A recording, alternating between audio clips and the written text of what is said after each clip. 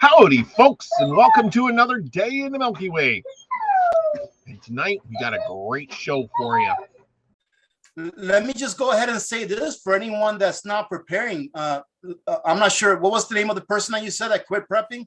Because nothing ever happened, Steve. Yeah. So prepare. Now, everything that I say is my opinion, of course, and it's what I do. Yes. And I know that different people are different, but what I hope is that when someone watches my content or sees what I do, that they can not emulate what I do exactly how I do it, but to customize it to themselves. Yes. So that it will work for you, right? Yes. These are strictly our opinions, right?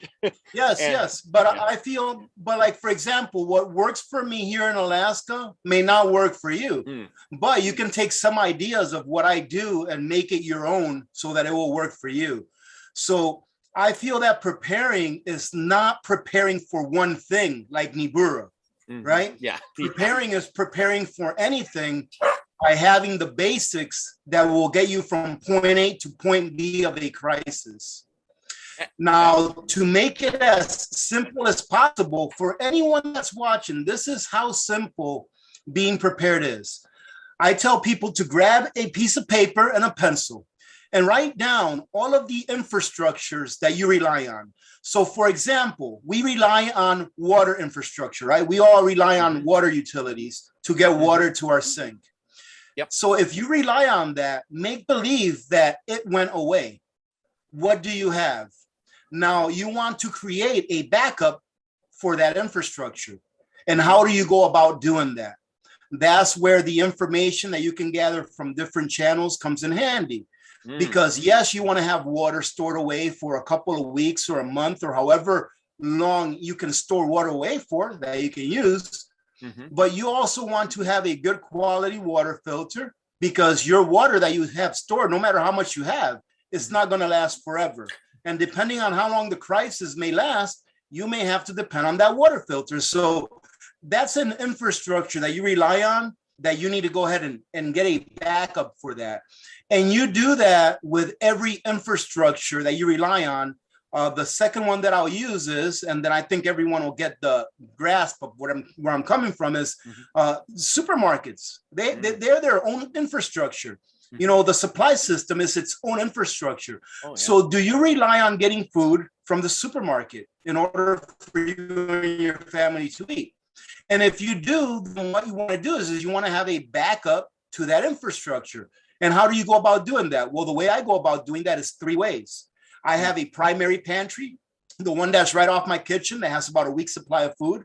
Then I have a mid to long-term pantry, the one that you've probably seen on any of my videos that I show off, you know, that way I can show people how it is that I do it, which has foods in there that I rotate into my working pantry.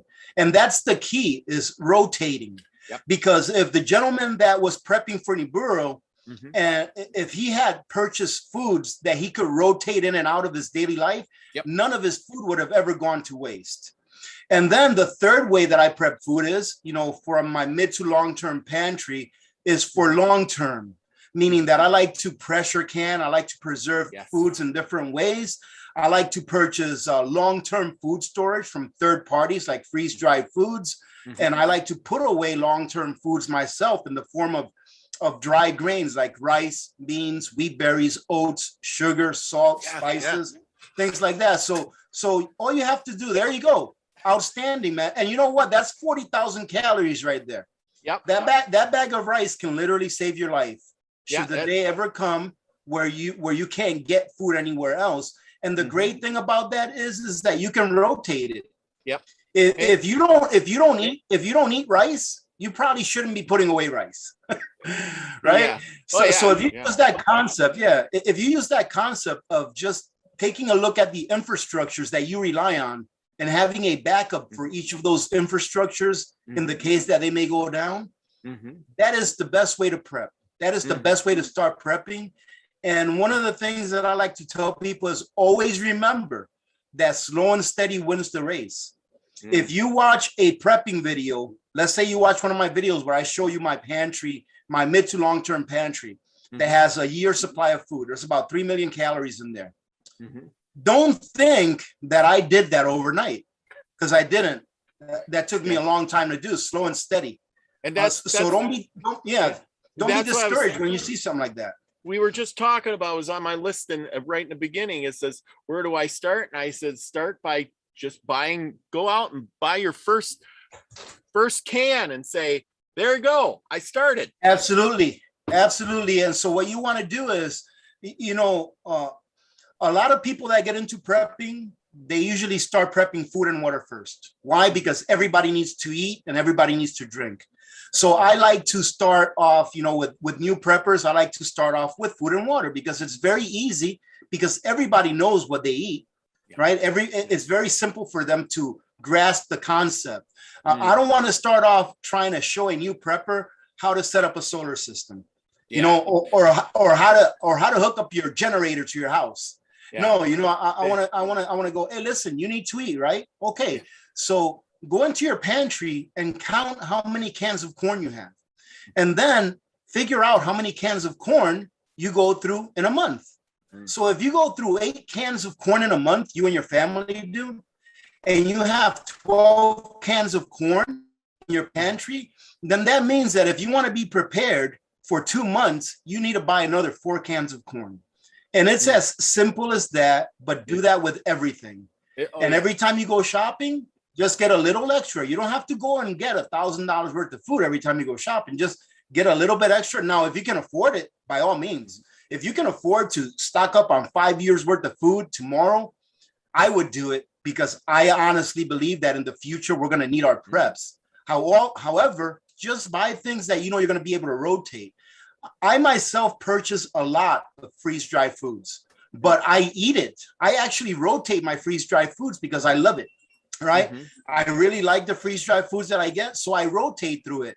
However, if you are going to purchase freeze-dried foods and you don't want to rotate through it, that's fine, because they do come with like a 25, 30-year shelf life. So that's one of the parts of prepping that I think it's important, but not as important as you stocking up on the things that you eat on an everyday basis. That way you can go ahead and rotate through those foods, and they don't have to go bad after 5 or 10 years. Absolutely. I had people, when we first started out, talking about the same kind of concept, and I kept saying, hey, you got to stock these things up. And they're like, oh, I think the most important thing is growing a garden. And I says, well, what happens if shit hits the fan in the winter? Yep. It's going to be a good year before you can actually harvest any food. Yes, that's a great point. I just put up a video not too long ago. Actually, I think it was my Sunday's live stream, and the live stream, the title of it, I believe, was "This is why I prep long-term foods," and the thumbnail had my potato harvest. Oh yeah, because I grew potatoes this year. Well, my point of that live stream was that even if you are very good at growing a garden, you never know what's going to happen. What if you have a hurricane? What if you have a flood? What if a whole bunch of deer come into your garden and eat everything up? Yeah, what we are had you somebody in the use as they comments saying that already. They said, I would grow a garden, but the deer eat everything, and then I'm stuck with nothing. And I mean, in that case, you would have protein, because if it was an SHTF and there was deer in my garden, I wouldn't be shooing them away. I'd be getting my little boomstick out and taking care of business, right? Absolutely. And that's the thing is, okay, so the freeze dry. Now I had some people say freeze dry, and I've been on the fence about getting a freeze dryer. I live in a tiny house. There's not much place to put it, but I said, I've been weighing this out, and this is for anybody, and I want to see what your opinion is. I said, okay, a freeze dryer, $3,000, for one of those harvest rate ones. It's expensive. But I had, this is a second freezer or so that I've had. And then all of a sudden I fill it full and it goes bad. And then the cow that I butchered, which is a lot of meat, how much a cow is, goes bad. And I had to throw it all out. Now, if I could have freeze dried all of that, which would have probably took a long time because you can only do a little bit at a time, but I would have saved all that money one night. It would have been Well, good on the you could shelf have with done- refrigeration for years. Yeah, you could have done a couple of things too in order to mitigate your meat going bad in the freezer. One of the best ways that I find to preserve meat in a freezer is to vacuum seal it. So if you vacuum seal meat and then put it in your freezer, it's not going to get freezer burned. Yes. And it's probably going to extend the life of the meat for literally for years, right? And it's still going to be good to eat as long as your freezer doesn't lose power. Yeah. That's one way. Another way is to know how to and have the equipment to be able to pressure can. Yes. Pressure can meats will last you, in my opinion. I've eaten pressure can meats that I pressure canned. I think the oldest that I've eaten was like 7 years old. Absolutely nothing wrong with it. Now, Pressure can meats will last you a long time. I like that idea, and I watched your video on the pressure can meats, and it was, check it out, everybody. It was a great video. That was where I found you in the first place. Is when I started doing that, and I was like, "Oh my gosh, this guy really knows what he's talking about." And you know what? You know what? Pressure can meats, man, is so good. If you've never had pressure can beef, just the beef, and I like the cold pack method, which means that I pack it in the jar raw. I don't pre-cook it. Yeah. Just the cold pack method with the meat packed in there raw with like if you're doing quarts, 1 teaspoon of salt, of sea salt. I'll tell you what, man, if you try that, you will be hooked because it tastes so very good. So yeah, that's the second way. Pressure canning really allows your proteins to extend their shelf life for years and years. So and then again, go ahead. No, you go ahead. I got now I had a buddy of mine who his wife pressure cans meat a lot. And he says, what we do is we put our meat in the freezer, we eat it. Now, I don't know if you ever did this, but he puts the meat in the freezer. Then when it gets older, you know, after that year or so, they can it all. And then they get new meat and put it in the freezer. And then that canned meat stays good for, he says, we got meat for a long, long time. Yep. That is perfect. I mean, that's a perfect plan. And that's what I do too.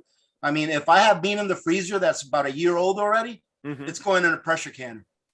And like I said, I would tell anyone that's never tried it before, try it once and you'll be hooked because it's that good. And you were talking about the freeze dryer. Now, the freeze dryer, in my opinion, with the limited amount of experience that I've had, because I've only had mine for about, I don't know, about 2-3 weeks maybe. But I've been using that thing almost every single day. It cost me $2,295 for the freeze dryer. And it's the small one. And the small one will handle the biggest batch of beef that I put in there was roughly 15 pounds. Was the biggest batch. And in order for you to I actually did a video, I think I called it AP Math for the freeze dryer. And I actually broke down exactly how many batches of beef you would have to do in order to save enough money to pay back for your investment in the freeze dryer. And it was only about 16 batches. So once I've done 16 batches of 15 pounds of beef in that freeze dryer, the money that I saved had I went out and purchased freeze dried meat, let's say from Mountain House, would already make up the investment that I used to purchase a freeze dryer.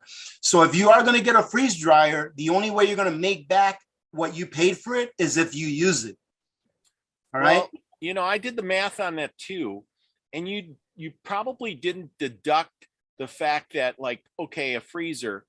Okay. And I did this once and I did the math. It was like, okay, I have a freezer and it cost me so the big giant freezer costs $500, right? And I pay $10 a month every month that I have that thing running, but I never really add that into the cost of all that food I bought. And then when that freezer goes bad and I lose all that food, holy cow, I could have bought several freeze dryers for that. Yes, very, very likely. But like I said, I didn't think that the return on investment was going to be that fast. But when I did the math, and the fastest return on investment for a freeze dryer is with beef. Because when you buy freeze dried beef from a third party, man, it's very pricey. I think Mountain House for 17 ounces, I think, of freeze-dried beef cubes is like $84.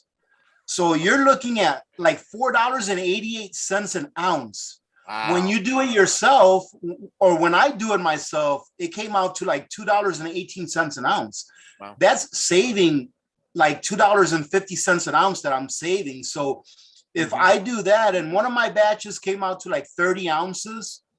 So just in one batch alone, I'm saving $60, $70. Wow. It doesn't sound like a lot, but you know, when you multiply that times 20 cycles or 30 cycles, you've already gotten your investment back as far as the savings between doing it yourself and buying it over the counter. Nice. So yeah, it's worth the investment if you're going to use it, and use it till the wheels fall off, which is what I'm planning on doing. And I've also done mozzarella cheese on that thing, and it comes out perfect. And mozzarella cheese is another thing that's pretty expensive over the counter. And when you do it yourself, you're probably saving about, I don't know, more than 50% of what you would pay for it over the counter. So it pays for itself pretty quickly if you use it all the time. And that's what I've been doing. I think I've had it for about 2 or 3 weeks, and I've already gone through about 10 or 11 cycles. So I've had it working pretty much almost every day since I got it. May I ask, did you get the one with the oil or one with the air? I got the one with the oil because I am not paying an extra $1,500 for the oilless pump. Okay.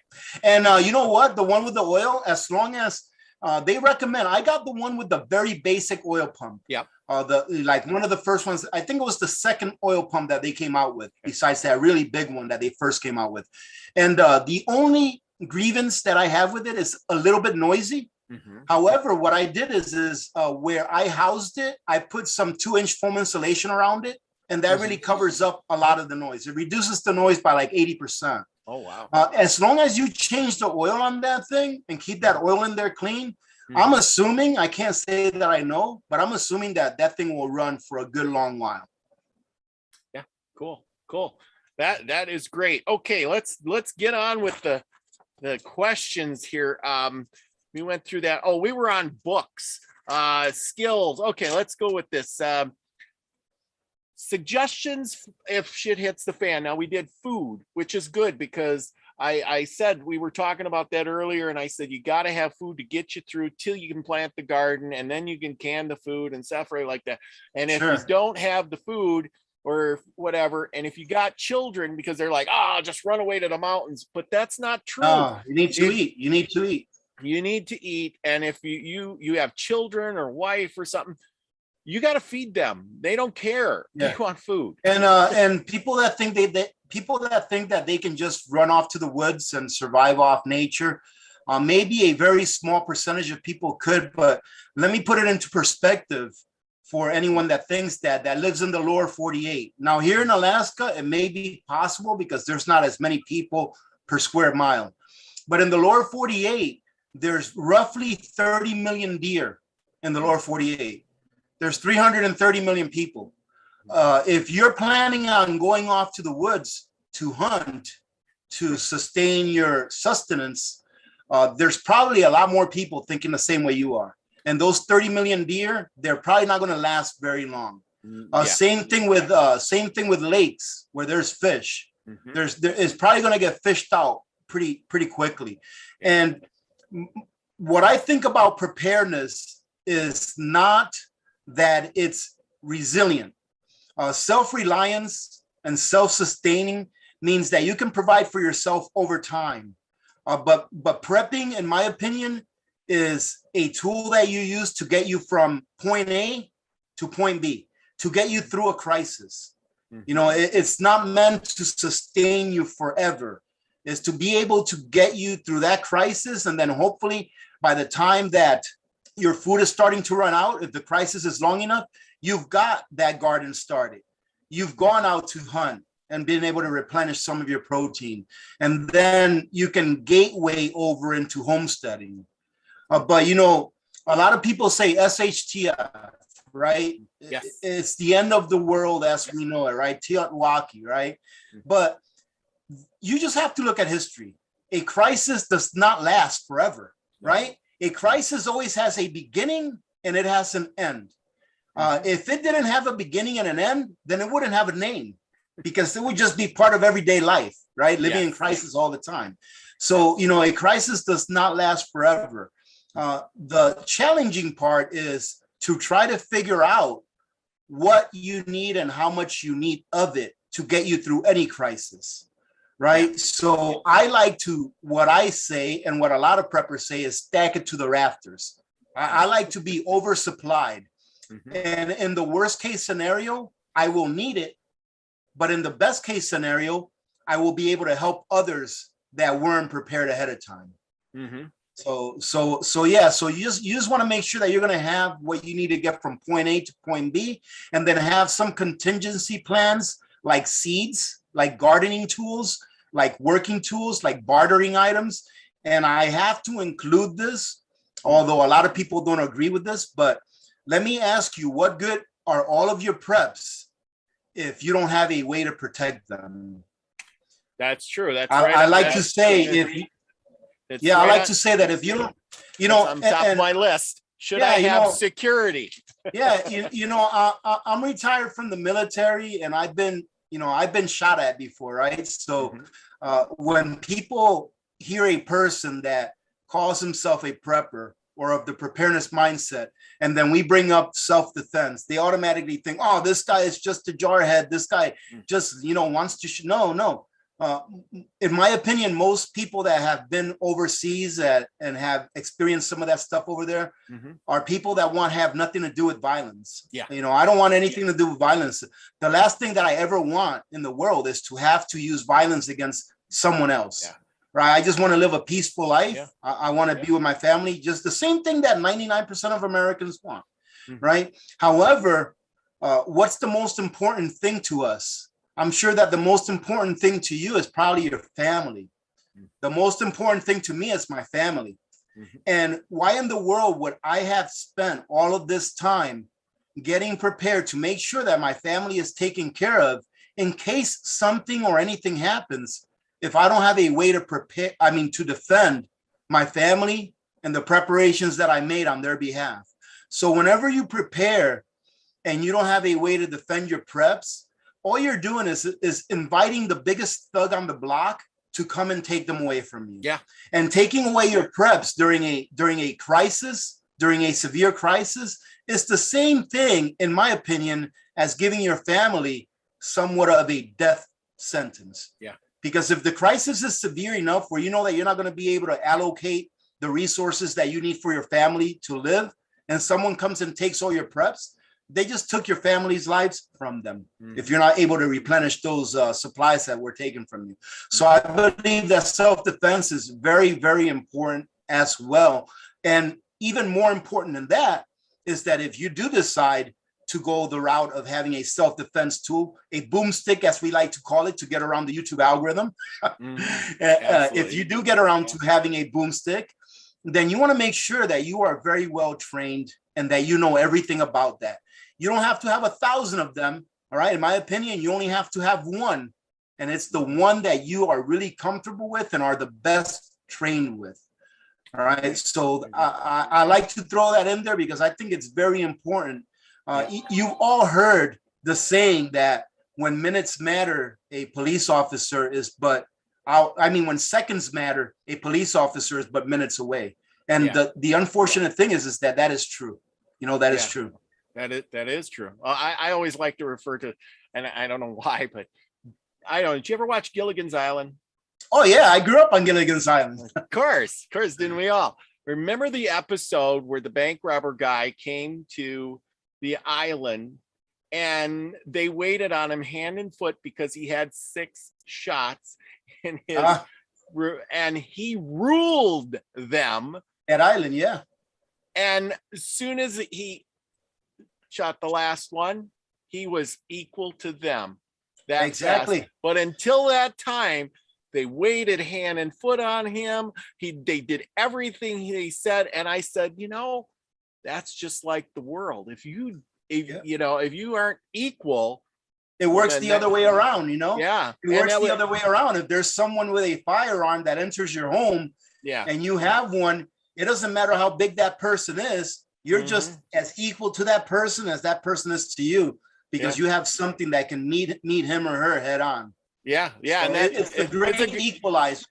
Exactly. It was always a good one to laugh about because that guy was just that little runt of a guy. I can't remember his name, but they couldn't do anything. Okay, now here's another one. Now this, I think, is almost as important as the food because 4 out of 5 people, especially us older people, not me anyway, but need medical supplies, pills, drugs, things like that, blood pressure, diabetes, all that stuff. What do you suggest? Yes.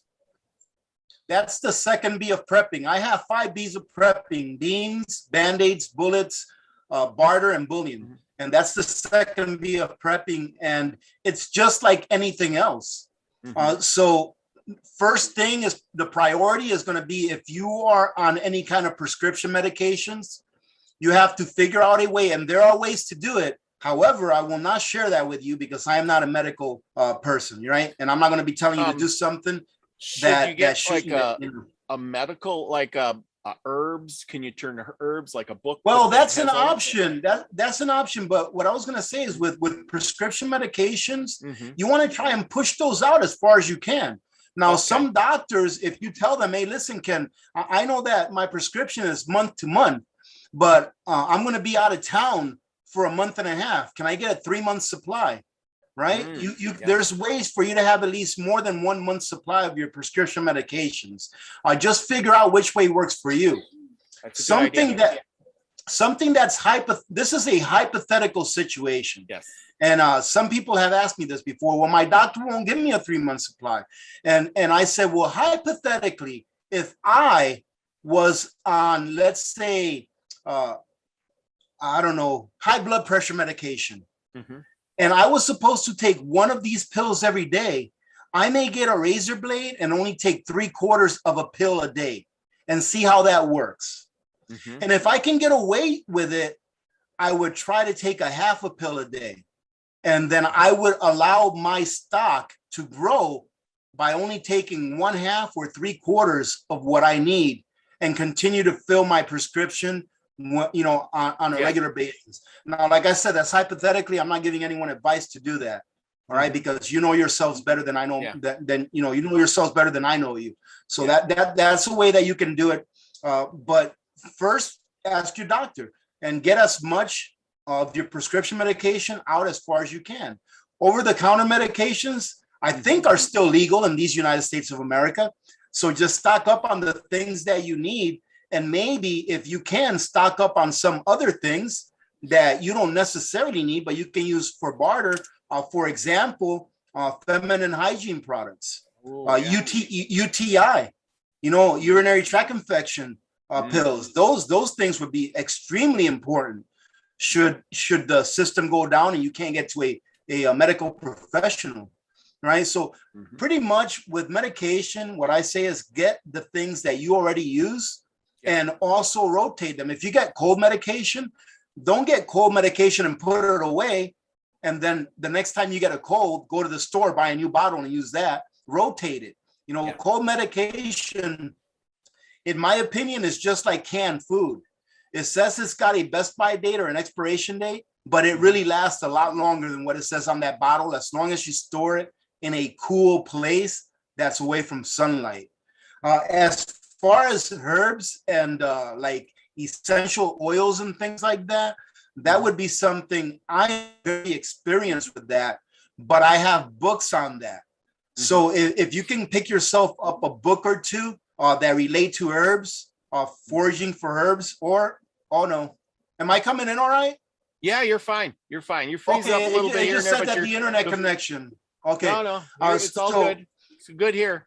You're good. Okay. Keep talking. So like I was saying, if you have the books, you don't have to be an expert on everything.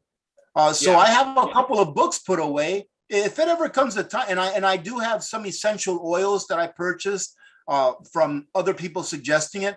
I don't know how to use these things, but if the time ever came, I've got the books that can say, hey, look, I've got the user's manual, right? All I got to do is go in there and look, okay, we can try this. Oh, so clove oil is good for toothaches. Okay, great. I got clove oil in my essential oil. We can use it for a toothache if we need it, et cetera, et cetera. that was on my list, is because I said I put it on my thing, books, because what happens if shit does hit the fan and you maybe you can't use the internet, or Right. you don't Yes. have the money to pay for the internet or your magic box right here, Right. to Good. and then there you go. But a book, once you got that information, it's good forever. But what kind of books should I get? Should I get a medical book, a craft book? Should I get a survival book, a gardening? Like Steve told me, he says, "Oh, I just grow a garden." And I says, "Well, you know how to grow a garden?" He says, "Nope."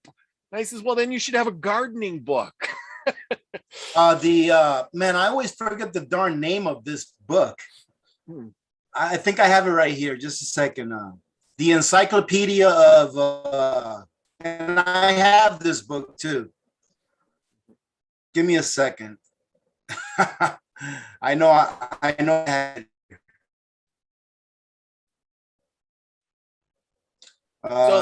So like I got a bunch of survival books, but after I read through them, it's like how to make fire with sticks, or how to make a little, cook some, do this, or spear a fish or something like that. We're not bugging out. I'm not. I'll tell you what, one of my spearing a fish.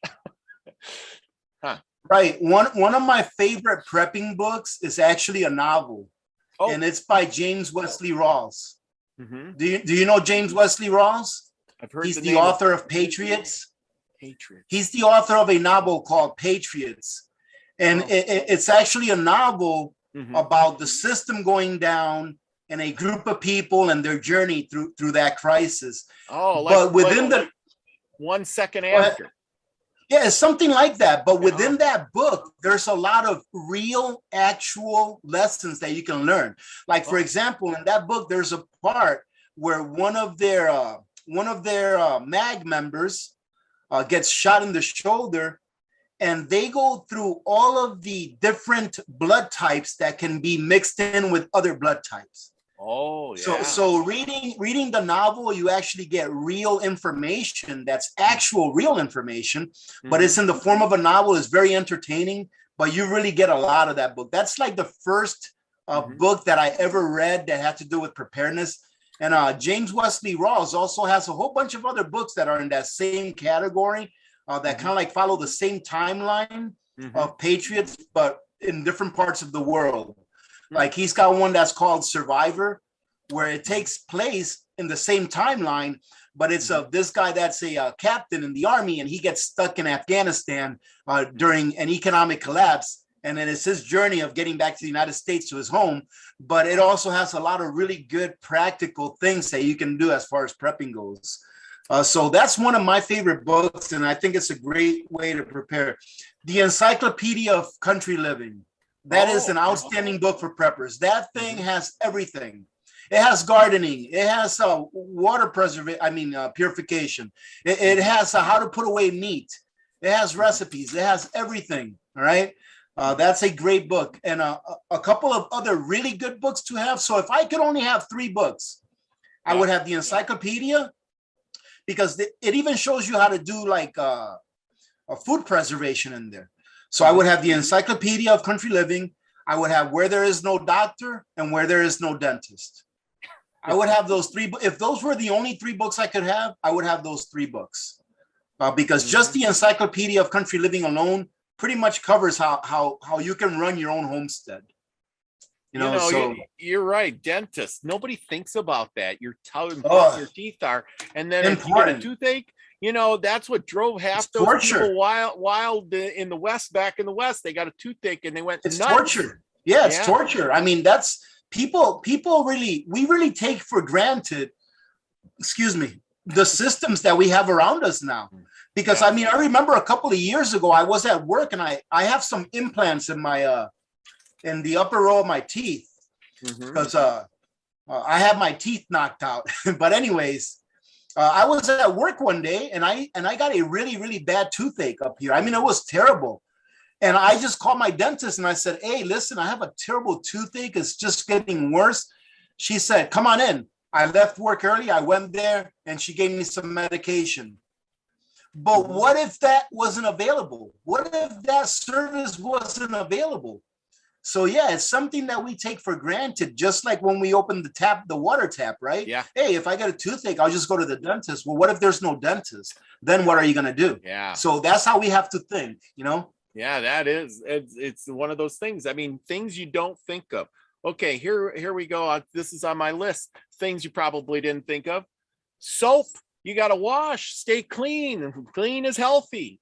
You know. Absolutely. Hygiene is very important. People are going to say, oh, I can make soap. And I'm going to say, you know how cheap you can buy soap. Yep. But the thing is you can make soap. That's fine. I know how to make soap. It's very easy. Yeah. However, we have some people in our audience make soap. Crystal MacArthur makes soap. Yeah. And I got some here somewhere. But anyway. But the thing is most people don't know how to make soap. No, so they don't. It's okay if you're that person that says, well, I can make soap. That's fine, but do you have what you need to make it? You know, and there's different ways of making it. Yeah. Do you want to go through the process of getting ash and then filtering the ash and all that stuff, or do you want to have the I always forget the name of it, NaO2, I think it is. You know, the chemical, the rat poison. I always forget the name of it. But do you have that available? Do you have enough so that you can make several batches? Do you have the oils that you're going to need, or are you going to rely on using fat that you render from beef or from pig or whatever? How are you going to do it? If you're going to do it yourself, that's fine. But do you have what you need in order to do it? And like you said, you brought up an excellent point. Soap is really cheap. Why don't you just go buy it and stock up on it? It lasts forever. Yeah, it never goes bad. It lasts forever. I can spend $10 and get boxes of, you know, just the regular hand soap, you know, not the fluffy, stuffy stuff.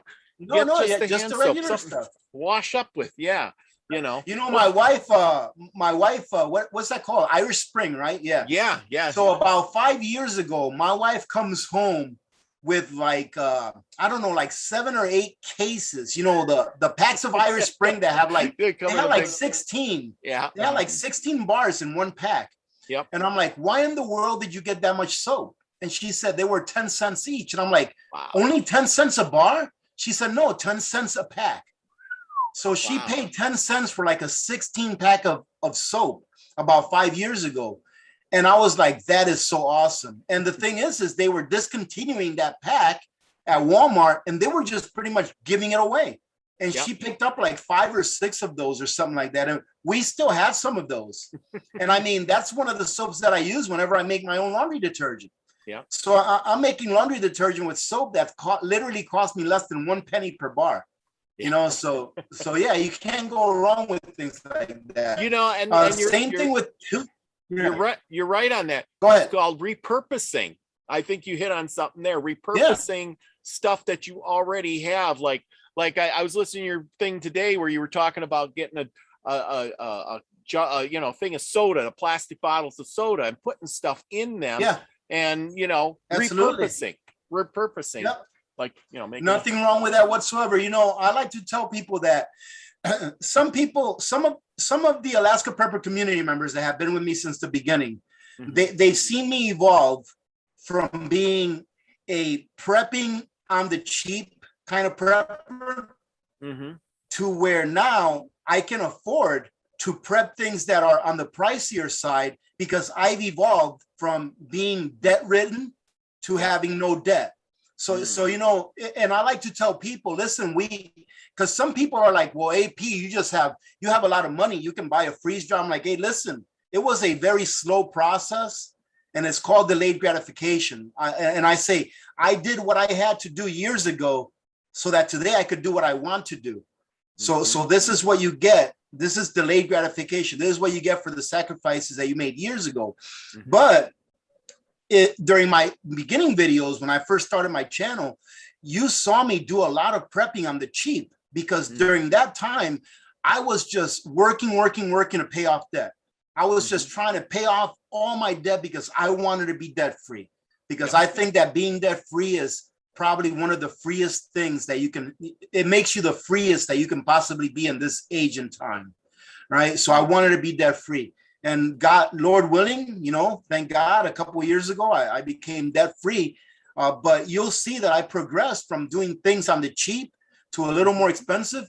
But that's not to say that doing things on the cheap is not just as effective as doing things that are on the more pricey side. Because that 2-liter bottle of soda where I put my rice and I put in a 6-cent oxygen absorber, that is just as effective a way of storing away rice for long term than it is if you went out and bought a number 10 can of rice already packaged for you. Yeah. It's that when you do it yourself, when you buy it already done for you, what you're doing is this: you're paying for your time. Mm-hmm. You're paying for not having to take the time to do it, and instead using that time to do something else. Yeah. So you see, but it's just as effective. So anybody can prep. You can prep just as effectively on the cheap than you can if you spend money and get things that are over the counter. All you're doing by spending that money is you're preserving your time so that you can do what you want with your time and letting someone else do the work instead of you doing it yourself. So I like to tell people that don't have a lot of money, you can prep just as good as me. It's just going to take you a little bit of your time to do it. So don't be discouraged and say, I can't do it because I see number 10 cans of freeze-dried food back there and I can't afford that. Every single person can afford to prep. Even if you're on some kind of assistance, you can afford to prep. Everyone can. You know what? Let me finish by this because I think this is a very important message. Mm-hmm. Because I've heard a lot of people say, I'm too poor to prep. And if you out there think that you're too poor to prep, then you are. Because being poor, in my opinion, is a state of mind. And being broke, meaning that you don't have the money right now, is a state of being or a condition. And you can fix the condition of being broke by asking yourself, what can I do to be able to do this? But if you already consider yourself poor, then you're always going to be broke. So don't get those two things confused. Being poor is a state of mind, and being broke is a condition that you can solve by doing something, by figuring out what you can do to get around the situation that you're in now. Does it mean that you have to get a second job? Well, it depends on how important you think that being prepared is to you. If you think it's important enough, then you will get a second job so that you can get that insurance and security for your family. If you don't think that it's important because you think the government is going to be there for you whenever you need them, then you're not going to do it. And you're going to use an excuse to say, no, I can't do it. So it's really up to you as far as how well you can be prepared. And it doesn't matter what socioeconomic status you fall in, you can prepare just as good as anyone else.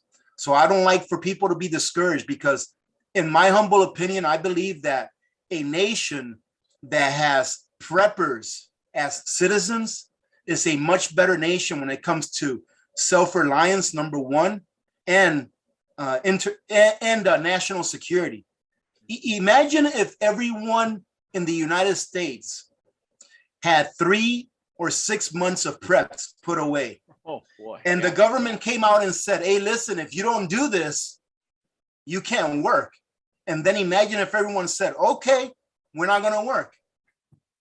What do you think the government's going to do?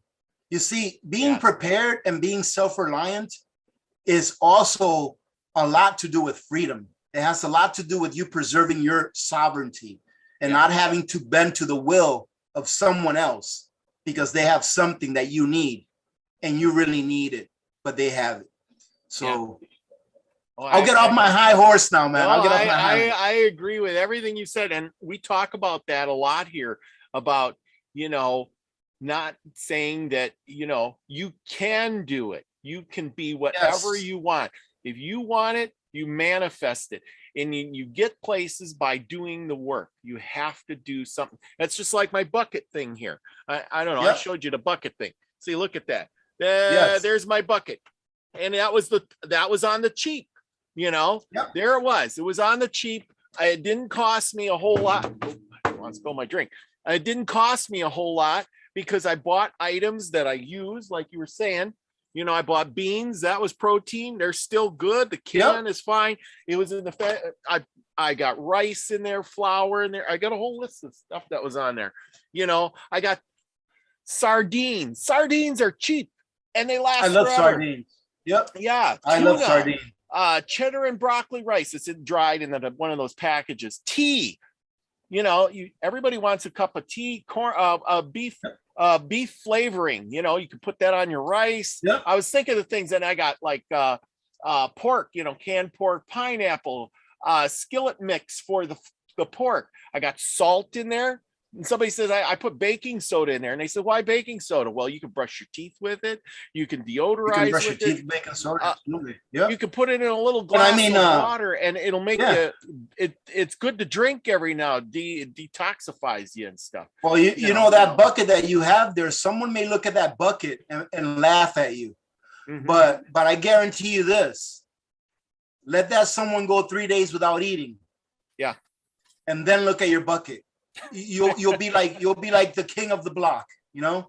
Well, absolutely. That bucket didn't cost me a lot, and I just bought a couple cans at a time, and I never even noticed it on my grocery bill. And the bucket I got from some guy who worked at a restaurant, so that was free. Like I said, it was on the cheap, and I got 20 of those buckets. And awesome, I have a lot of stuff, you know, and I figured, well, each bucket for myself, and that I haven't figured. I wanted to take the buckets and see how long I could eat off of one bucket, you know, trying to sure it out. That's a great experiment. That I think you ought to do that to see how long, to see how much food you actually have, and see realistically if you can live off what you actually have. You know, like if you take a look at my main pantry, my kitchen pantry, and then my mid to long-term pantry, every single thing in there, with the exception of some long freeze-dried foods that I have on my top shelves, that's stuff that we eat on a regular basis. So like if the supermarkets were to close tomorrow, you know, it's no big deal. We have what we normally eat anyways right there for a year. Yeah. You know, just think about that. I wish that people would really consider that. My pantry is about 72 square feet. It's got a slanted ceiling. So the short end is about 8 feet high, and the high end is about 10 feet high. Mm-hmm. So it's 72 square feet. And then if you want to figure out the volume, you can. But either way, it's 72 square feet. I have 3 million calories of food in there. That's a year's worth of food for 4 people. For 4 people, that's a year's worth of food. So you can't really make the excuse that you don't have room to do it. So anybody can do it. Anyone can put it away. And I mean, it's really like one of my dreams that one day at least 50% of Americans are prepped for at least a year. Because I honestly believe that being prepared makes us a better nation. I really do. I believe that it will make us a better nation to be prepared, you know, not for a day or 2 or 3, but for a long time. Yeah, it's better to be prepared, not scared. That's what we always saying here. That's 100% right. I mean, prepping takes away your fear, because I could care less right now. If the supermarkets closed right now, okay, they closed. Mm-hmm. I wouldn't be panicking. Yeah, you know, last March, was it? Whatever, March of 2020. I know it's when people were knocking each other over the head for toilet paper. I was on my couch watching it on YouTube. So was I. I already have toilet paper. I had so much toilet paper. I was sending toilet paper to people, you know, that I knew. They were like, sending packages. and it's like, for example, I went to Costco here the other day. And I think I have a video coming out tomorrow about a little Costco trip that I took. But anyways, on that video, I think I remember saying, you know what? I noticed that they don't have any long grain rice, but I don't care. I have it put away. I have enough rice put away probably to last me 2 or 3 years. I don't care if something happens. I rotate it. Whenever I go through my working stock of rice, I take another 50 pounds, I put it in my bin, and then I go grab another 50-pound bag, and then I, you know, package it for long term. So if it disappears off the shelf for 6 months, it doesn't matter to me. And if everyone had that mentality with whatever it is that they use, it doesn't only have to be food. You know, I have enough motor oil put away to give my vehicles an oil change for about 3 years. You know, I just ordered some oil filters for my Toyota Tundra today, because I realized that, hey, you know what? I just bought that truck about a year ago. I was like, you know what? I've never bought extra oil filters for it. So I ordered 5 oil filters for it. That's enough for about 2.5 years of oil changes for that truck. And it cost me $20. They were like $4 an oil filter. I know. So that's taken care of. I seen that on your video, today's video on your live stream. You're on my live stream, yeah. Yeah, and I was watching. I was going to chime in, but I was driving. I'm working the oil field, so I'm driving. Oh, okay, cool. But I listen. So anyway, yeah, I was thinking of the same thing. So out here, I live in North Dakota. Everything's far apart. So right now, I'm doing some work on my truck, and I'm replacing all this stuff. And I'm kind of like you, but I've already bought extra brakes. Yep. I got extra fuel filters. It's a diesel, so it's got extra fuel filters, extra oil filters. I got all that stuff just like you. I might not have enough for all those oil changes or whatever, but I have an extra one of everything. Yeah. Yes, and that's perfect, man. I mean, same thing as you. I've got an extra set of brake pads for my vehicles. I got extra set of serpentine belts. I always travel with an extra set of wiper blades in the back of my truck because here I had an experience a couple of years ago where I went to the gas station. It was during the winter. I went to the gas station and to get my coffee in the morning. Mm-hmm. And when I came back out, I turned on my windshield wipers and they ripped apart because they got stuck to the windshield. And I was like, hot darn. So I remember I was like, wait a minute, I got an extra set of windshield wipers in the back. Took me 5 minutes to change them out. Yeah. And ever since then, I've been religiously making sure that I always have a set of windshield wipers in there. And when I had them back, there was just by happenstance that I had forgotten that I left them there. But I'm like, you know what? It's a great idea to have an extra set of windshield wipers in the back of your vehicle, or at least one, at least one that can at least do the, part of the windshield where you look out of. Yeah. Good idea. Really good. There's just a lot of things that you can do, but like I say, and I don't like to talk about too much of the other stuff, because I don't want to overwhelm people that are new to prepping. I want them to have a good experience and then broaden their horizons per se once they've got a little bit of experience under their belt, and they can understand that yes, it's not all about food. You also need, like you said, medicine, self-defense. Maybe once you have everything that you think you need, maybe start adding a little bit extra, maybe for barter. Once you're debt free, start prepping your financial future by maybe preserving a little bit of your wealth in real things and real assets that can bring your wealth out to the future. Because once we survive a crisis and get through it, we want to be able to thrive on the other side of that crisis. And without money, you can't do it. Yeah. And there's the real money, and then there's the paper money. And there's that fiat currency that so many people seem to love for a reason or another. I don't know why. I know. I put my money. I try to invest in a little bit of both because I keep some cash on hand. Yes, because that's you got smart. Because what happens that day when the credit card don't work or your debit card don't work, and you go to and they say, well, it says cash only, our computers are down. Well, I'll go to the ATM. I've seen people do that. It's down, you dodo, Yeah, you have to be diversified in everything, man. Diversified in everything. I have the exact same mentality you have. I don't like to keep a lot of cash in the bank. Mm-hmm. Unfortunately, Uncle Sam wants me to pay taxes, so I have to keep some in the bank to make sure it's there, right? Yes. And but I like to keep enough in the bank to pay a couple of months, 2 or 3 months worth of my bills, just as an emergency fund. Yeah. But I also like to keep about 2 or 3 months worth of bills at home in cash, in case the ATM goes down. I can still have some cash to pay my electric bill if I have to. Yes. To go and buy gasoline if I can with cash because credit cards aren't working or ATMs aren't working. So it's very smart to be diversified in everything, not just put all your eggs in one basket. Yeah. Speaking of baskets and stuff, there's one other thing here. Well, I got multiple things. Okay, you got your food, you got your security, you got a few little odds and ends to keep you healthy and well and stuff.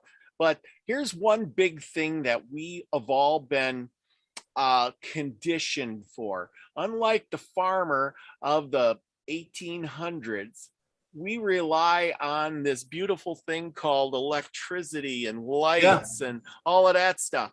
What do you suggest to have?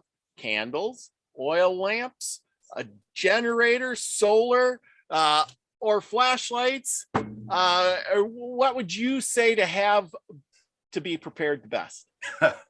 All of the above. Well, I mean, if you had to pick something that was reasonable, I mean, there's people out there. I know I got a friend of mine too, and he was a Marine, and he's stocking up, and he's like, I went out, I got 50 candles. I'm like, well, okay, that's so good. so I think that before I got candles, I rather get flashlights that take batteries. Not that I don't like candles, I have a whole bunch of them. But the thing is that we are not used to having candles on in the house.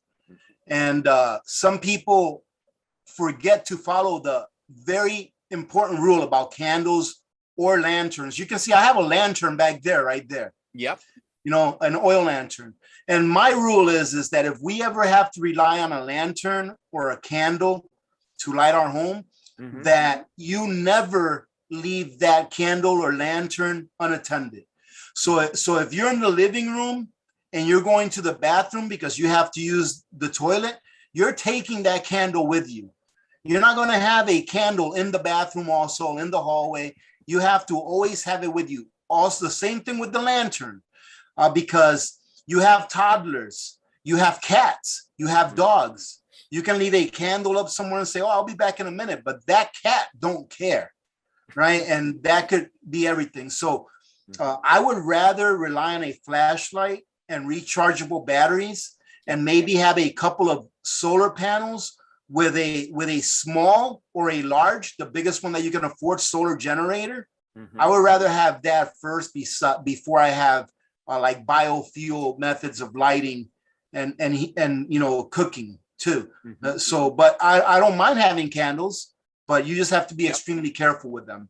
Yeah. Now I got that, like you said, like you got that lamp back there. That's a beautiful Aladdin lamp. And somebody sent me that. One of my community members sent me that about a year ago or so. Yeah. I collect lamps. So I got 20, 30 of them. And I got several Aladdin lamps. I bought the big Lincoln one with the shade. Oh, it's beautiful. Anyway. Yeah, I think they're really pretty. Oh yeah, they are. And they light up. That one lamp will give you as much light as a ton of candles, and it's safer because you could set it in one area and it gives off light like a big light will. So it's one of those things. And you know, I used to hang out with the Amish a lot. My brother-in-law was Amish at one time, and I would go there, and they would have one big lamp in the center of the room, in the kitchen or whatever it was. And that one lamp gave so much light, you thought you had fluorescent lights in the house. It was beautiful. Awesome. It was wonderful. But here's something, you know, a person could keep on hand. I just bought this. It's a solar charger controller. So if you go out and buy a solar panel, how are you going to make it charge or charge your battery without one of these? You can't just hook your panel up to the thing. So, you know, $10 for one of these is worth every dime. You know what I like to recommend to people, because it's so simple. Yeah. If they can afford it, get themselves like a small, or not a small, get themselves the biggest solar generator that you can, because it's just plug and play. And many people are not familiar with what you need in order to generate power with a solar panel. Like you said, you need a solar panel, you need a charge controller. Then after the charge controller, you're going to need a battery. Then after the battery, you're going to need an inverter. Many people don't understand everything they need, and many people may not have the time to dedicate to learning it. So when you get yourself a small solar generator, or the biggest solar generator that you can afford, then it's plug and play. Everything is there. All you need to do is just hook it up to your solar panels. You have sun, you're going to have power. And then in addition to that, maybe get yourself some rechargeable, like AA, AAA batteries that you can actually use to plug into your solar generator, charge them up, you know, while your solar generator is charged. And then there you go. You have some batteries for flashlights or whatever. Yep. But you can at least have a little bit of energy. Mm-hmm. A solar generator, they're making bigger and bigger ones now. Mm-hmm. But your garden variety solar generator is not going to be good enough to power like your whole house. I know that Blue Eddy just came out with the EB3000, I think it is. Mm-hmm. That thing is awesome. I'm like in love with that thing. It's pretty pricey, but it's like a 12 kilowatt solar generator. It's incredible. And I have to say that for the price, it's really not that bad. I think it's like $5,000. Wow. But that's really not that bad for 12,000 kilowatt, or for 12 kilowatt, not 12,000 kilowatt. For 12 kilowatt. That's really not a bad price when you compare it to what you're paying per kilowatt hour off of other solar generators. But what I would say is get the one that you can afford the most. I mean, the biggest one that you can afford.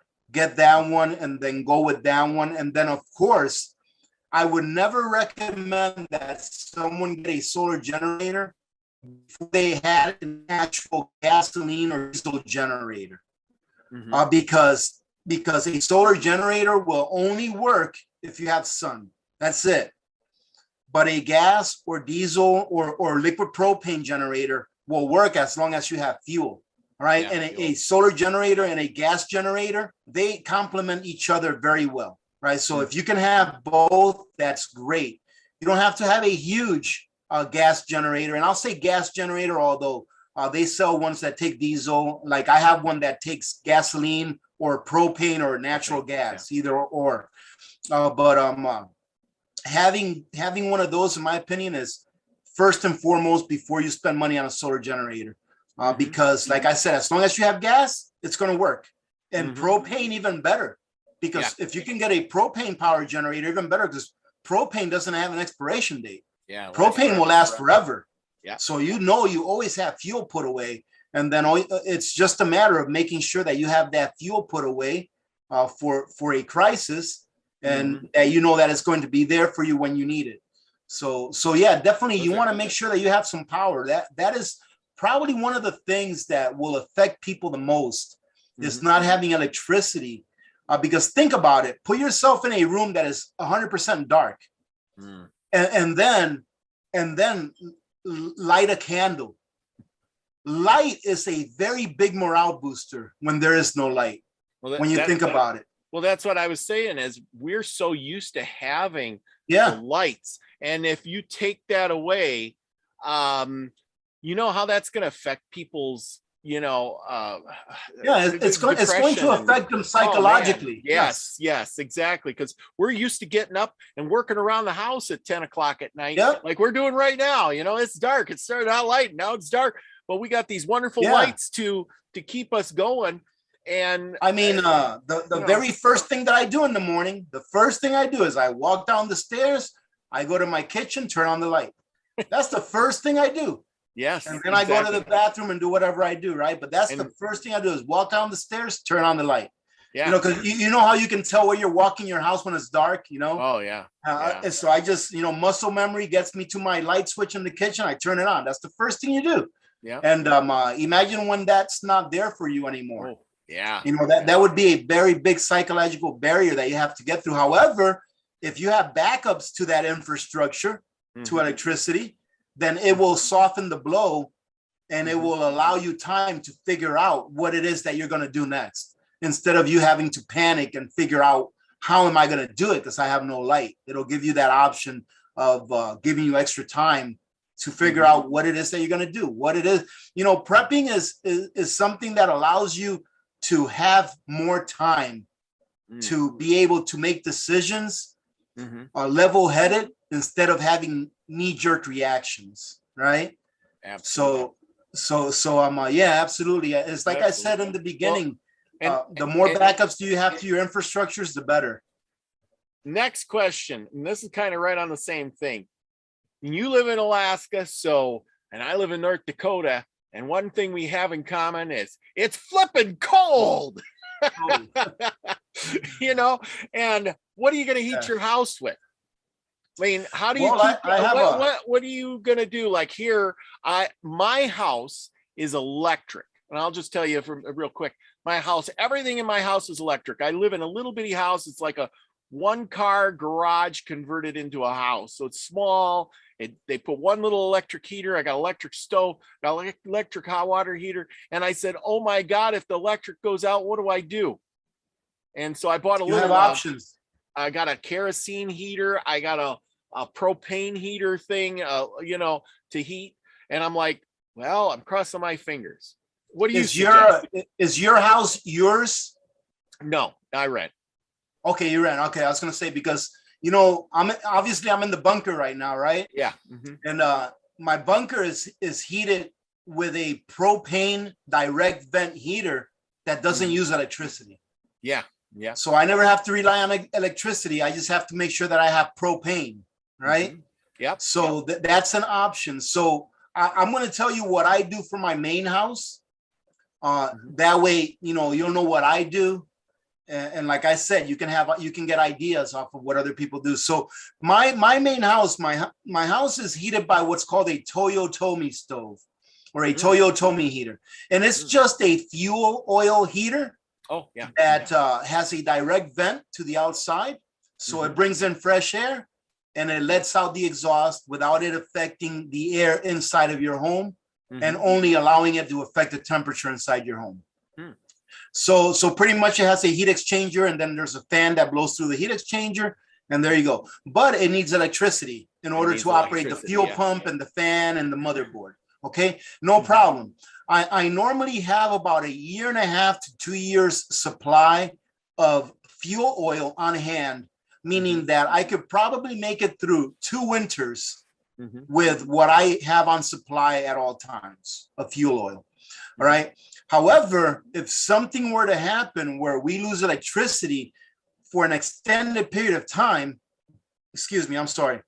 And I mean an extended period of time, you know, because I have so many electrical backups that if we lost electricity, I could still be able to provide electricity to my Toyo stove for probably the next month or 2, or maybe longer, right?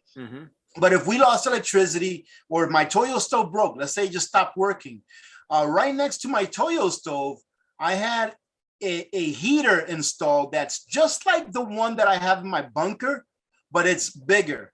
It's like a 40,000 BTU direct vent propane heater that works only off of propane, and it doesn't need any electricity.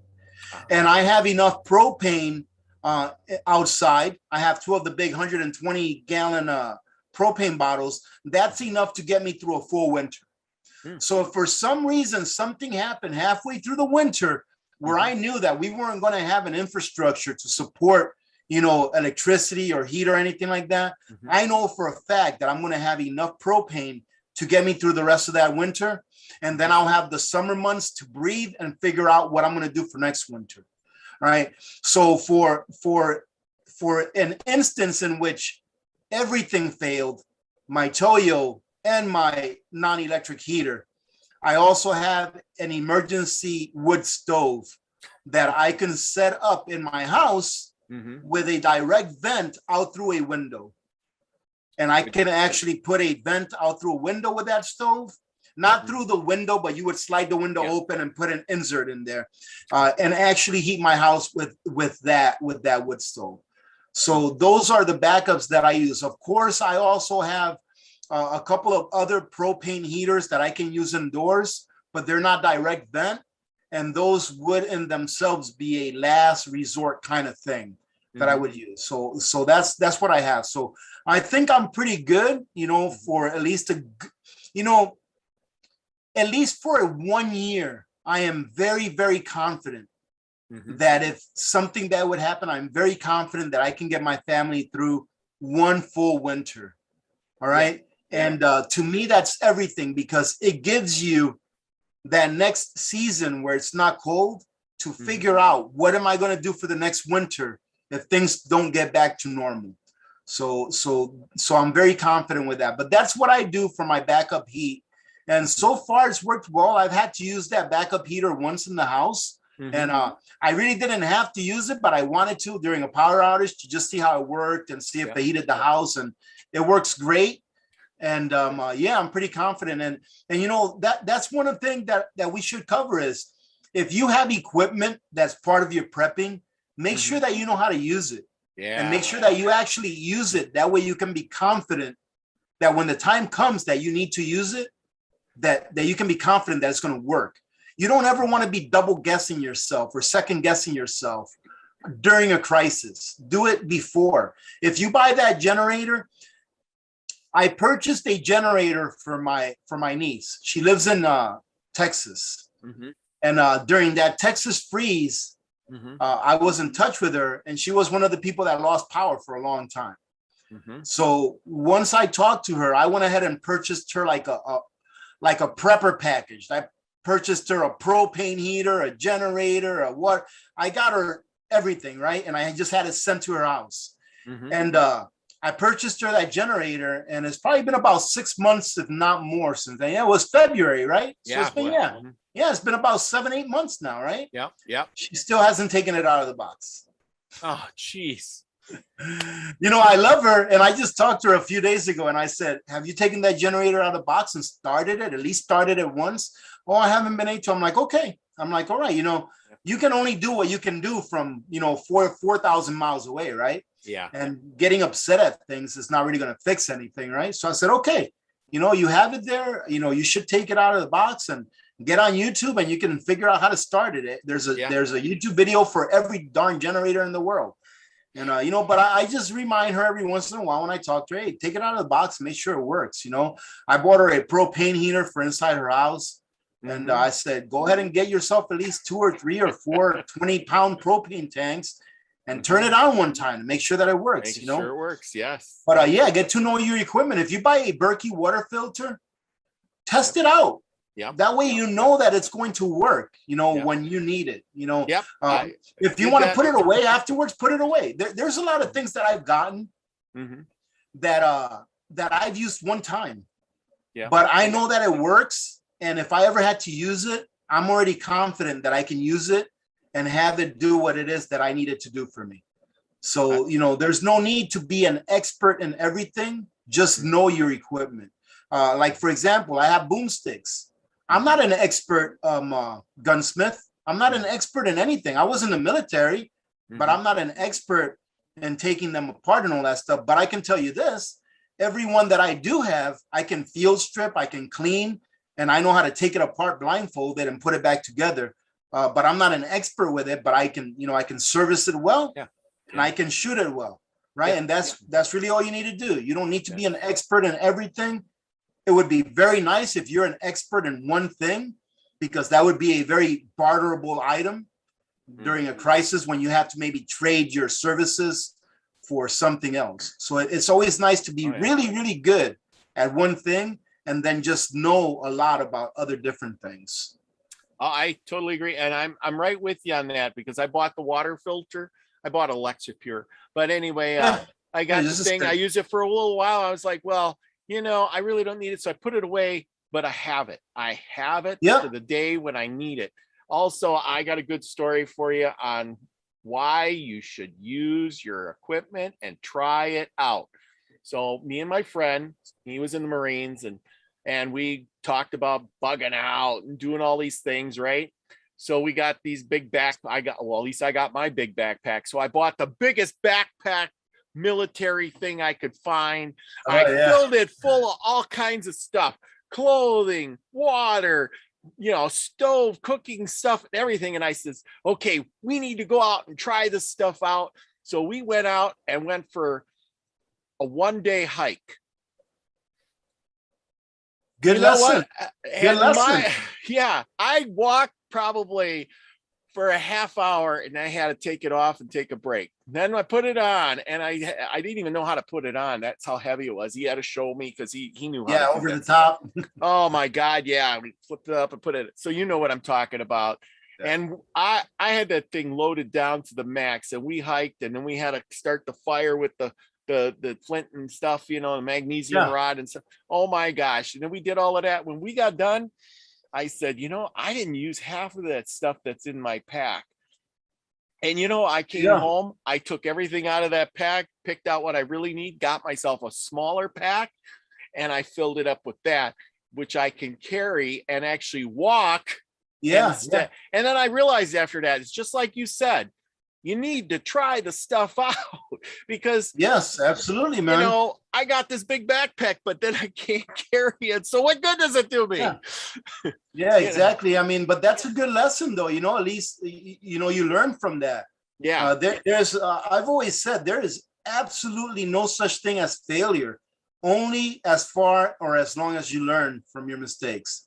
Yeah. You know, if you don't learn from your mistakes, then you did fail. But as long as you learn from any mistakes that you make, then it's not failure. It's actually a good thing.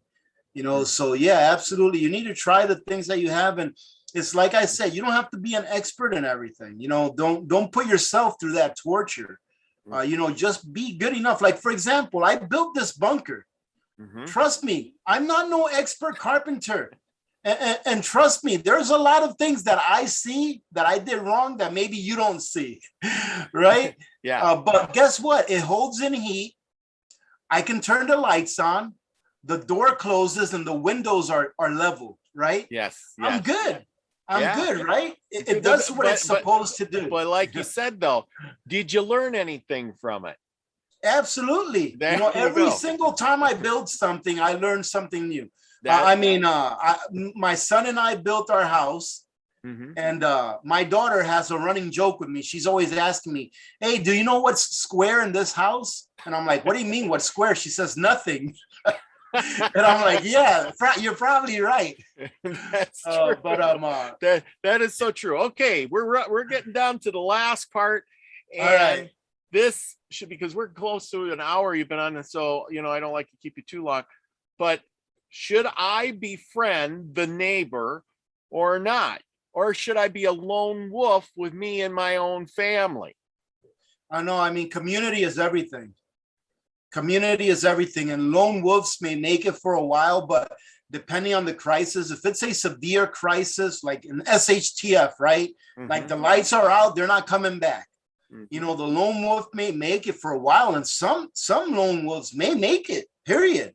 You know, if they have the skills. But like I said, the deer are going to be hunted out.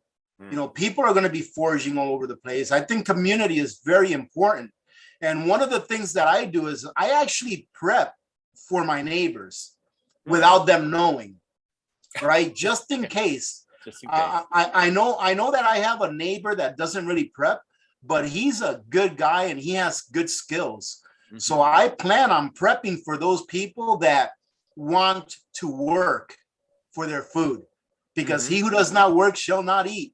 And I didn't make the sacrifices that I made for all these years, putting away all these things and not going on vacation, so that I can give you what I got with my labor, because you decided not to prepare for yourselves. So not that there's no mercy, there is, but I will provide for those that need, as long as they're willing to work, you know, for their food.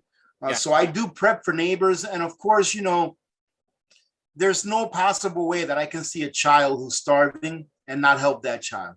So I know that some people may say, "Oh, you're just setting yourself up."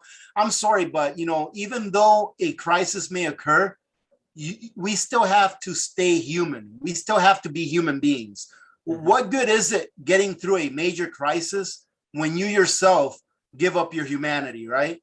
So I prep for my neighbors. However, I'm very lucky, because where I live, the people that live in this area, very, you know, like-minded. They're self-reliant. And, you know, with, you know, a lot of Alaskans, I want to say that this is a good thing about being in Alaska, is that a lot of Alaskans, because of where we live, they already have somewhat of a prepared mentality, because everyone loses power during the winter more than once. So if you've gone through a power outage and you don't have those backups, you learn really quick that, hey, I probably ought to get a backup, at least for my electricity, so I can keep my heat running. So most people do have somewhat of a preparedness mindset. So it's really good that around here where I live, at least, the people are pretty self-reliant. And, you know, and like I said, community is everything, man, because without community, I don't think you have security. So you really need community in order to have security. I agree. You know, we got something in common. North Dakota is kind of the same way. When I first came here, and the people I stayed with, it was the oil rush, and they said to me, I says, oh, I got to go to town. Where's town? And they said, about 50 miles that way. And I says, when do you guys go to town? We go once a month. I'm like, yeah, what? there you go. And I'm just like, what? They were already preppers and they didn't even know it. They had a giant freezer and stuff. They opened up the pantry. Well, take whatever you need here. And when you go to town, just replace it. I'm like, holy cow. That's awesome. But I found out that because of the ranches and stuff are so big and they're so far away, towns out here were put, believe it or not, where the train stations were, which were every 50 miles where the train had to stop to fill up with That's water. awesome, man. And, I think that's awesome. That's a great place to live, man, from what you're telling me. Yeah, it is. It's really nice. And the little towns are the best. This oil town I'm in, it's not like true North Dakota, but the people are really nice. But when you go to the little towns, I tell you, when I first came here, I was in the company truck. I ran out of gas at the city limit sign. Wow. I ran out of gas and I went, oh man. And I picked up the phone and I called this guy who lived in that town. And I says, hey man, you awake? Can you bring me a gallon of gas? I should have stopped at the gas station yesterday and fill up. I thought I could make it. I only got a few more miles to go. I hung up and a guy pulls up, rolls down his window and he says, you run out of gas? I got 2 gallons in the back of the truck. Put it in here. Have a good day. I'm like, yeah, wow. Yeah. You know what? And it's the same thing here for the most part. It doesn't matter where you live. You're going to have some people that are not genuine, that are not good. But for the most part, it's the same way here. If you're driving down the highway, and you see someone walking, usually pull over. Hey, man, do you need a ride? I'll do that if I'm by myself. If I have my daughter and my wife in the car, I won't do it. But yeah, you pull over like, hey, you need a ride, man? Come on in. Let's go. Let's take you wherever. I remember one day I took a guy about a half hour away from where I live because he needed a ride, and I'm like, yeah, no big deal, man. It happens, and every once in a while we need help, and you just hope that one day when you're the one that needs help, somebody will be there to help you. Yeah. But that's one of those good things. But that's one of the benefits of living in a small, unpopulated area. That's why I like to tell people that live in populated areas that, man, you better have a plan of getting out or get out now if you can now. So a lot of people don't like to hear that, but it's just the truth. Cities that, what I like to say is that like populated cities, like let's say New York City. Yeah. Those places, they don't produce anything of value. And what I mean is this, it's not something nefarious. It's not that they're doing something bad, but they don't produce things that bring value to your life as far as sustaining life. Where do they get their water? Where do they get their food? Where do they get their energy? They usually get it from places that are far away. So they usually import everything. Brought in. Yeah. So if something happens where the system goes down, where are they going to get their stuff? And they need so much of it on a daily basis. Yeah. So I always say, try to live somewhere where you are the producer and not the consumer, right? Yeah. Because that way you're already living in a place that produces, right? And you have what you need. But if you live somewhere where all you do is consume, then you're going to be in a hard way. You're going to be in a bad way. Should something really bad happen, like the grid goes down, or gasoline runs out or food runs out, you're going to be in a bad way if you're in a place like that. So have somewhere to go if you live in a city, at least the gas tank away from the city. And if you can, move out of the city if you can, which is a lot easier said than done. But if you can, I would say move out of the city. Well, that was the last question. Should I bug out or not? And you answered that, right there. And I know some people here live in city. I know a few people, they live in California or wherever. It's a difficult thing, man. It's difficult. I wouldn't want to be there. Well, I always say, look, it's easy for me to say because I don't live in a city. It's easy for me to say. And when I say this, I say it with a light heart that if you live in a city, you want to get out because look, people probably lived there all their lives. Everyone they know is there. Their family is there. Their job is there. Yeah. But, you know, what's that saying that's in the Bible?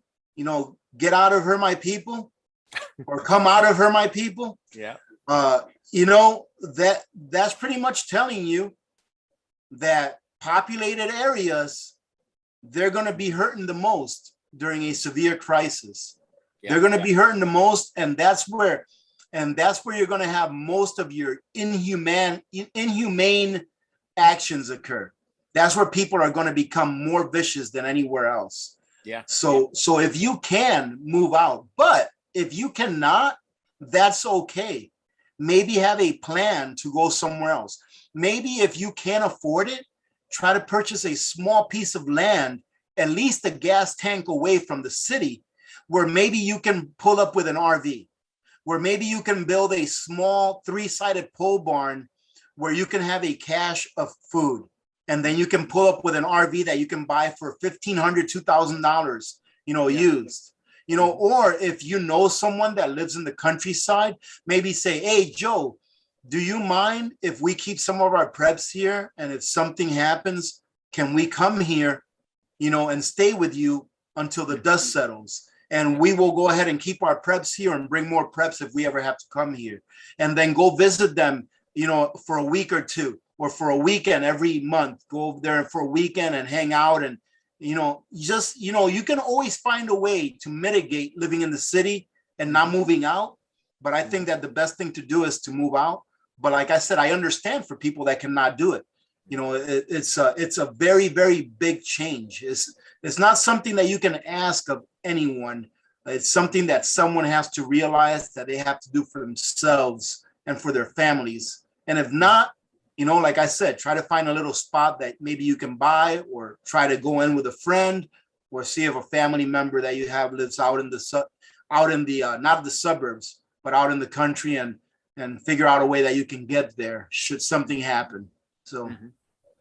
Wow. Very, very good suggestions. By gosh, I've kept you a long time now. Yeah, I've had a great time, man. I've had a great time. I learned a lot, and I hope everybody that watches this video will learn a lot. And if you want to learn more, go to Alaskan Prepper's channel. The link is in the description, and all his information is down below.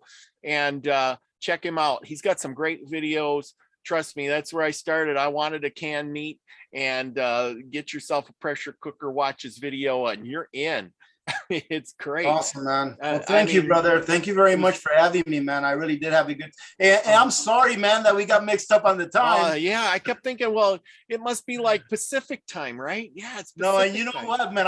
I was in the military, so I'm like a stickler for time. Like, I hate being late. You know, so to hear that, yeah, but yeah, we got all the other stuff out of the way, because I had all these. I was showing everybody the puppies. They love the puppies. They're so cute, you know. Oh, man, that little guy is awesome. Yeah.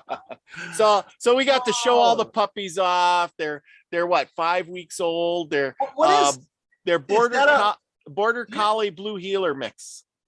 Man, that is a beauty. Yeah. Oh, man, I wish you could mail me one, man. Yeah, I'll put it in the post office box and send it right out. That is a beautiful little guy. I got 8 of them. Here you go. Hang on. Here we go. Yeah. There they are. Oh my goodness, man. That is so awesome.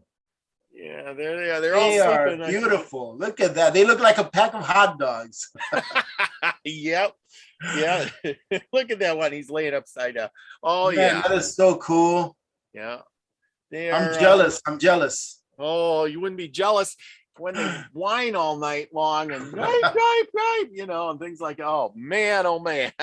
But no, they've been fun to have around, and hopefully some of them are going to get gone. Steve, who was on earlier, he's taken one, and I got another guy at work, so that's 2 gone out of the 8. And I don't know. I hope last time I had them, man, they went so fast. I by the end of the weekend, after I put them on Craigslist, they were gone just like that. So. There you go. Good. Hopefully they'll go to good homes. Oh, they will. I'm sure. This is ranch country. Everybody likes border collies and healers, so I got the perfect. Well, I am. My daughter's dog is an English Shepherd. Oh, mm-hmm. And she's my little buddy. I love that dog. Her name's Karma. But I was completely against her getting a dog because we already had a dog in the house, and I'm like, we don't need another dog, you know. And of course, you know, I live with my wife and my daughter. You know, 2 girls and 1 guy, they're gonna win every time, right? Yeah, you're outvoted. You're outvoted. So she ended up saving up her own money, and she went out, and her mom found an English Shepherd, and I love that dog. I'm so glad they got it. I love that little dog. Yeah. She's my little buddy. But yeah, she's a really good dog. I mean, and she's a herding dog, so she's always nipping you in the back. She's always nipping you in the butt, trying to get you to go where she wants you to go. Oh, I know. I got the border collie girl, and she's a good herder. I watched her she'll go with chase the horses or cows around. She'll nip at the cow's nose, or the horse's tail. I've watched her swing on the horse's tail. It's like, holy cow! Oh, that's awesome, man. It's awesome. Great. But thank you for coming again. All right, Robert. It's been great. Thank you to everybody who's been in chat listening this long, and it's been a real good time. Remember, everyone, be the frequency you want to receive. Peace, everybody. Love you all. God bless you all. Have a great evening, ladies and gentlemen.